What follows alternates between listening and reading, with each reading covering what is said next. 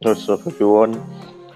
Tytalkz FC back with another video, and as you see in the title, I will be talking about the Chelsea Academy, on my thoughts on the players that are leaving, and what I believe this means going forward. Now, I know that this topic will be controversial. Some people will agree with me, some people will not. Some will say I have an agenda, some will say I don't. But I'm not going to really focus on that because obviously some people will have their own opinions. I'm not going to drift into that. I'm going to drift into the topic and the reason why you clicked onto this video. Now, basically what I will be doing is sharing the screen, and while I'll be reading this, something that I want to basically write my thoughts in one place before I could totally forget what I want to say, I decided to write it on a Google Docs document, so it's more accessible to me.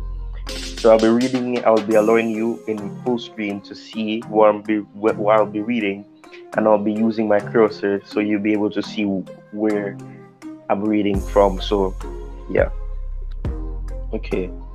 Some Chelsea fans are so ignorant and or unsophisticated. Chelsea's philosophy when it comes on to the academy is similar to that of Southampton, AC Monaco, and not like that of Ajax or Barca, which would be Barcelona. And I have full bulletin right here. Developing players, then sell them for profit. That's the motto. Not every hot prospect will make it. Southampton has a tremendous academy, but because they aren't as progressive as Man United, Chelsea, Man City, they aren't credited. Players like Gareth Bale, Theo Walcott, Alex Oxlade-Chamberlain have all started their trade in the Southampton academy, and in recent years they have produced like Shaw and James Ward-Prowse. Since the 2014 season, Liverpool took away many key players from Southampton like Adam Lallana, Lambert, and Nathaniel Klein. Virgil van Dijk, or VVD, though not an academy graduate, learned so much of his trade there as well. Like I said previously, not every player from the academy will make it.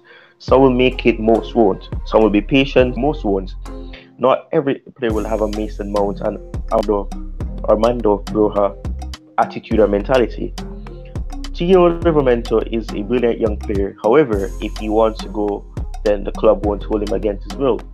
Lewis Bate is a good midfielder who has made a move to Leeds now for £1.5 million plus some add-ons.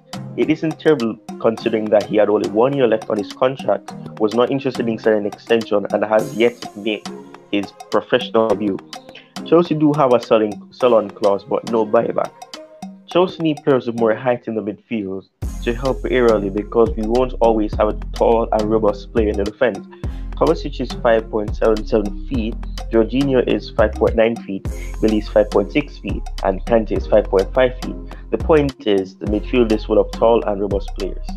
So basically, what I'm saying is, for all the fans who are blaming the club, saying the club is doing this, they're allowing these players to leave, and things like that. Basically, if you don't know this, I'm going to inform you. Chelsea is a club and an entity that focuses on their academy as a financial outlet. That's where they get a lot of their financial gain. It's used to develop players, clearly, because it's an academy.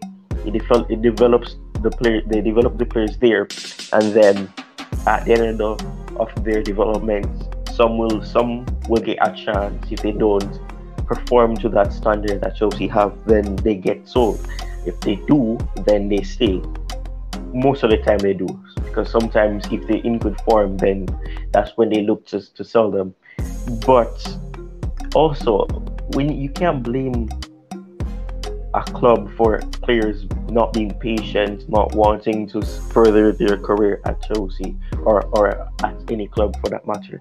You have to take into consideration that they do have the choices, and if they want to further their careers and they don't want to be waiting, being on the back burner, they're going to want to leave. So you have to think about things like that. You can't blame the club, because a club is a buying club. Sure, some players might come in possibly 5 or 6 years apart. Christensen came in. They signed him in 2018. He was introduced fully in 2017, going to 2018, and then he continued there, and he stayed at that club until now, winning the Champions League, winning the Europa League, and things like that. So yeah, then you have John Terry before him. Players like JT, who's a perfect example. You have a lot of players who come from the academy or started off in that youth system, who either stayed at the club or they made some appearances and then they furthered their career because they didn't want to be fighting, and they don't have that fighting mentality. And like I said, not every player will have a Mason Mount and Armando Broja attitude or mentality. This Mason Mount said that he's gonna make it. His dad asked him, what is he going to? Where does he think that he can be one of the players that will actually break out? And he said because he has that mindset, he has that mentality, and he's gonna make it. And he's right. He's making it right now. Armando Broja says he wants to make that. He wants to have that exact same impact that Drogba had. So when some people saying things like that, it does make you confident, and especially the players. If the players are saying things like that, it's something good to hear. And Broja is reportedly saying no loan will be. He won't be going on loan. He's going to be looked at as, I think, a backup striker if all things fail in terms of being a striker.